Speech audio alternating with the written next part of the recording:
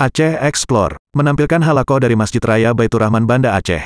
Subscribe, komen, like, dan share. Bismillahirrahmanirrahim. Assalamualaikum warahmatullahi wabarakatuh. Alhamdulillahilladzi ahyana ba'dama amatana wa ilaihin nusyur. Asyhadu an la ilaha illallah wahdahu la syarika lah wa asyhadu anna sayyidana wa nabiyyana Muhammad sallallahu alaihi wasallam. Allahumma la ilma lana illa ma 'allamtana innaka antal alimul hakim wa tub 'alaina innaka antat tawwabur rahim. Rabbi ishrah li sadri wa yassir li amri wa hlul 'uqdatam min lisani yafqahu qawli. Alhamdulillah, segala puji bagi Allah Subhanahu wa taala. Hari ini hari keempat kita berpuasa di bulan suci Ramadan.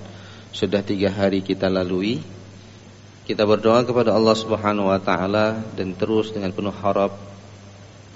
pengharapan kepada Allah, semoga semua amal ibadah yang kita lakukan di bulan suci Ramadan ini diterima di sisi Allah Subhanahu wa taala. Sisa dari Ramadan ini dikuatkan iman dan ketakwaan kita untuk bisa kita tempuh dengan maksimal sehingga kemudian kita bisa mencapai predikat muttaqin insyaallah. Salawat dan salam kita sanjung sajikan ke pangkuan junjungan kita baginda Nabi besar Muhammad sallallahu alaihi wasallam. Kaum muslimin sidang jamaah salat subuh yang dimuliakan oleh Allah, para pendengar Radio Baitur Rahman dan RRI yang dirahmati Allah Subhanahu wa taala. Bulan suci Ramadan ini adalah bulan pertaubatan. Allah Subhanahu wa taala memberikan waktu-waktu utama kepada kita. Dalam 1 tahun ada 1 bulan, dalam 1 hari ada sepertiga malam yang terakhir, dalam 1 minggu ada Sayyidul Ayyam, yaitu hari Jumat. Itu adalah waktu-waktu utama di mana Allah Subhanahu wa taala memberikan kesempatan kepada kita untuk bertobat kepadanya. Nah, jamaah yang dimuliakan oleh Allah Subhanahu wa taala, tidak ada di antara kita yang tidak berdosa.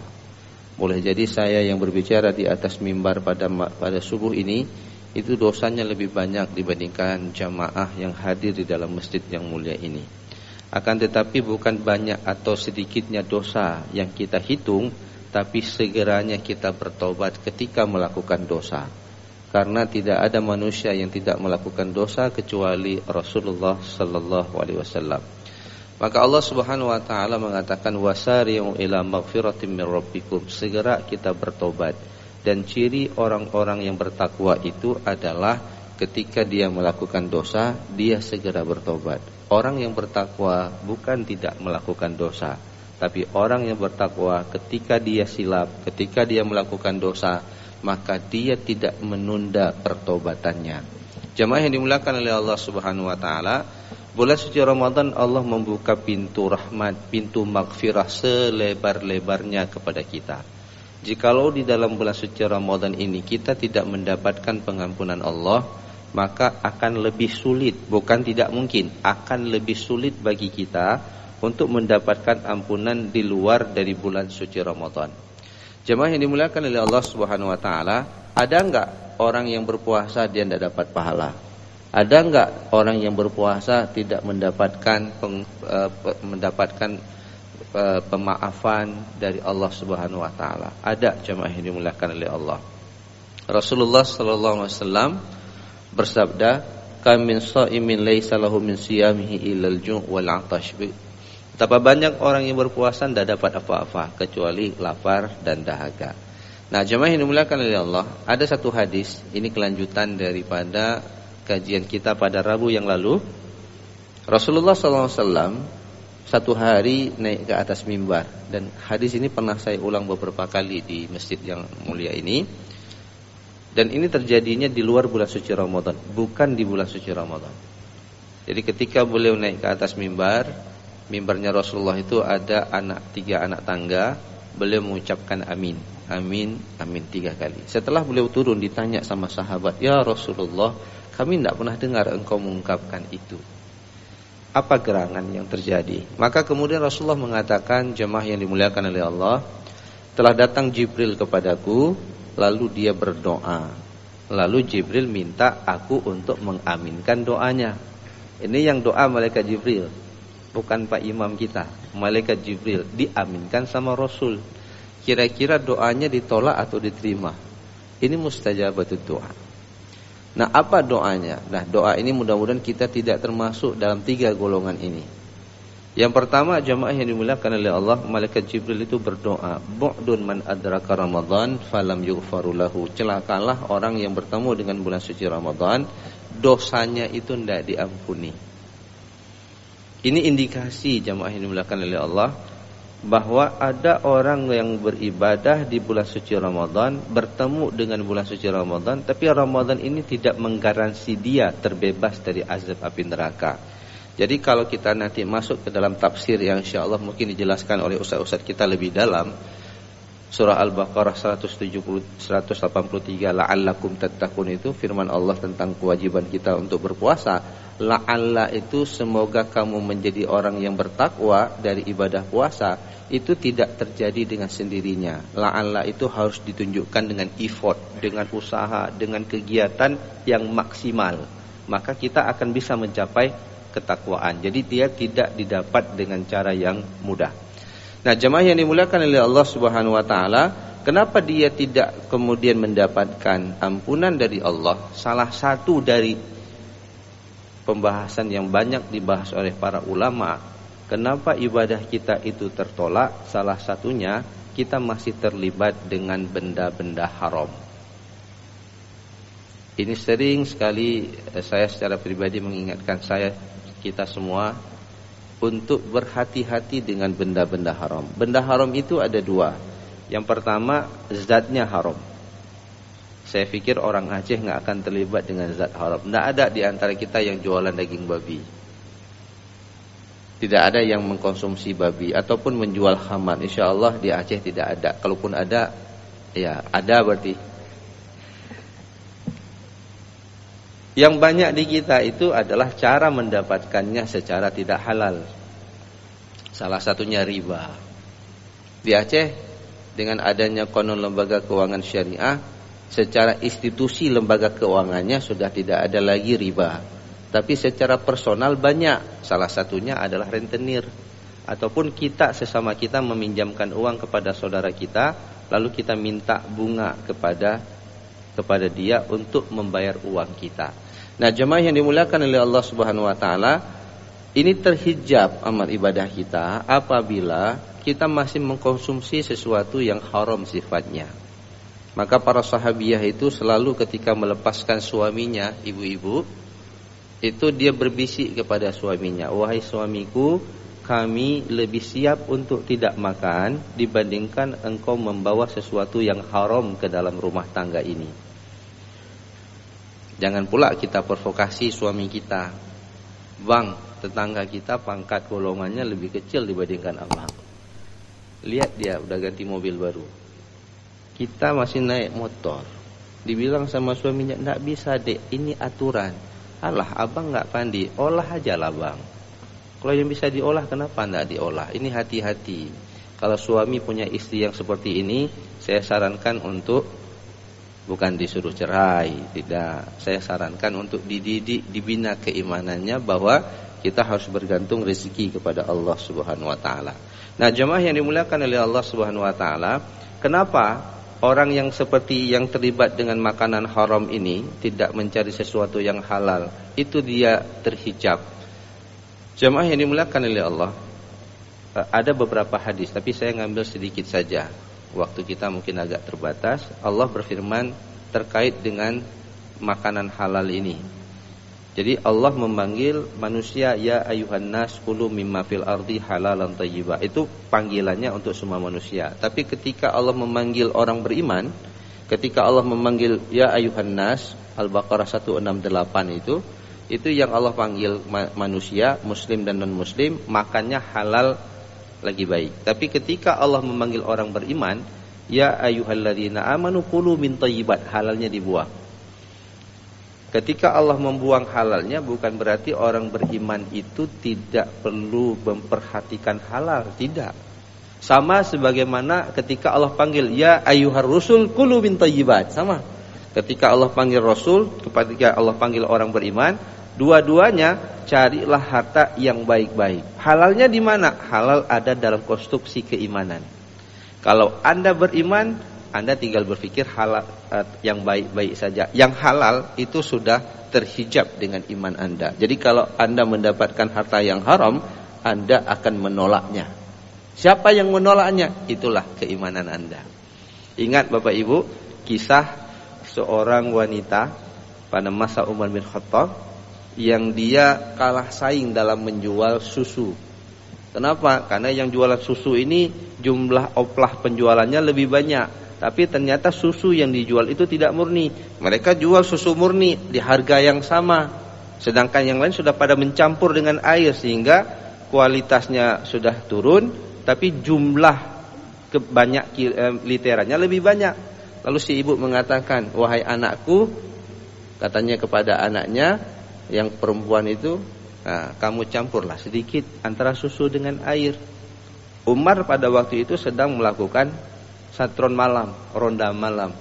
Mendengarlah kisah curhatan seorang ibu dan dialog antara seorang ibu dengan anaknya. Lalu kemudian si anak mengatakan, wahai ibuku yang kucintai, ini kalau diketahui sama Umar, gawat ini ibu. Lalu si ibu mengatakan, Umar lagi tidur, mana tahu dia. Kamu campur saja. Kalau tidak kita kalah saing di pasar, orang lebih banyak jualan, punya kita asli, tapi harganya sama, jumlah kita lebih sedikit, tidak dapat untung kita. Apalagi harga minyak naik, BBM naik. Jadi nggak bisa haji dapur beloli, kai katepeh modal. Maka kemudian si anak mengatakan, wahai ibuku yang kucintai, memang Umar tidur, tapi Tuhannya Umar tidak tidur. Masya Allah. Itu yang kemudian membuat Umar besok paginya langsung datang ke rumah tersebut, dan ibunya itu gemetaran. Ada filmnya, kalau Bapak Ibu ingin menontonnya, itu film Umar bin Khattab, ada 130 edisi, sudah diterjemahkan dalam bahasa Indonesia. Itu juga ada dalam sirah, tapi difilmkan kemudian. Ibu itu gemetaran, ketakutan, takut Umar tahu apa yang dia lakukan semalam. Tapi Umar mengatakan, siapa wanita semalam yang menasihati ibu? Inilah anakku. Apa yang dilakukan Umar? Maukah engkau menikah dengan anakku Abdullah? Masya Allah. Dinikahkan dengan Abdullah, perempuan ini, lahir anaknya bernama Aziz. Aziz menikah dengan seorang perempuan lagi, lahirlah Umar bin Abdul Aziz. Jadi jemaah yang dimuliakan oleh Allah Subhanahu wa taala, kita harus memastikan kenapa keturunan yang baik itu turun dari orang tua yang memastikan makanan yang ia makan itu adalah sesuatu yang halal lagi baik. Kita akan sulit mendapatkan keturunan yang baik kalau kemudian jemaah yang dimuliakan oleh Allah, orang tuanya berlepotan dengan makanan haram. Nah, maka kemudian ketika Allah Subhanahu wa taala memanggil ya ayyuhalladzina amanu, hai orang-orang yang beriman, orang yang beriman itu adalah yang sudah memastikan makanannya halal lagi baik. Kalau kemudian kita dipanggil untuk berpuasa dan orang beriman, tapi makanan kita masih berlepotan, uang yang kita bawa pulang itu masih mengandung unsur yang haram, kita tidak dipanggil untuk puasa, maka rugi kita berpuasa. Contoh lain satu lagi, firman Allah dalam surah Al-Baqarah. Allah mengatakan, ya ayyuhalladzina amanu taqullaha wa dharu ma baqiya minar riba in kuntum mu'minin. Hai orang-orang yang beriman, bertakwa kamu kepada Allah. Panggilnya untuk orang beriman, disuruh kita bertakwa. Tinggalkan perbuatan riba kalau kamu beriman. Tinggalkan perbuatan riba kalau kamu beriman. Kalau kamu enggak beriman, silahkan buat riba. Maka orang yang terlibat dengan riba, dia belum beriman. Kalau dia belum beriman, untuk apa dia puasa?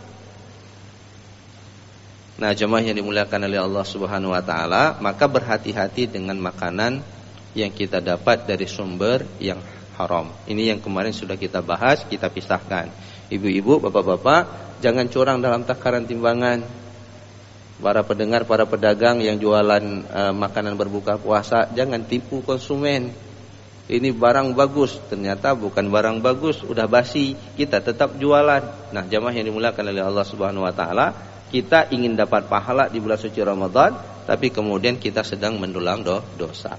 Yang kedua, jemaah yang dimuliakan oleh Allah Subhanahu wa taala, bu'dun man adraka abawah falam yughfaru lahu. Celakalah mereka yang punya orang tua, kedua orang tuanya masih ada ataupun salah satu di antara keduanya, dan dia dalam keadaan sudah cukup tua, tidak menyebabkan kita masuk surga.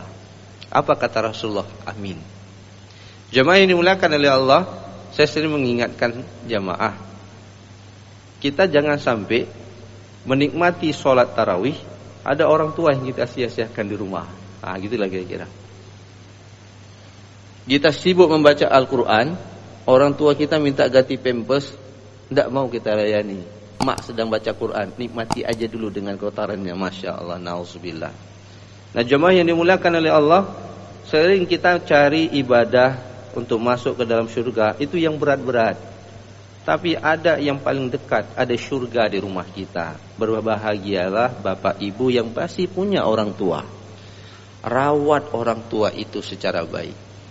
Saya kemarin, jemaah yang dimuliakan oleh Allah Subhanahu wa taala, mahasiswa di UIN kan diliburkan semua.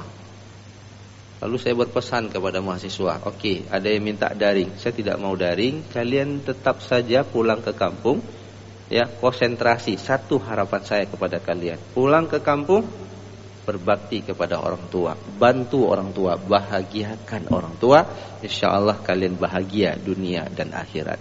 Jadi jemaah yang dimuliakan oleh Allah, jangan sampai kita beribadah kepada Allah tapi kita menyia-nyiakan orang tua. Orang tua minta pulang. Nah, kalau hari puasa pulanglah sekali-kali lihat ayah ibu di kampung. Kita sibuk ngurusin dunia, tidak punya waktu. Gimana anak yang seperti ini bisa masuk ke dalam surga? Dibilang sama anaknya, apa kebutuhan bapak ibu? Kami penuhi. Perlu uang? Kami kirim. Perlu pembantu? Kami kirim.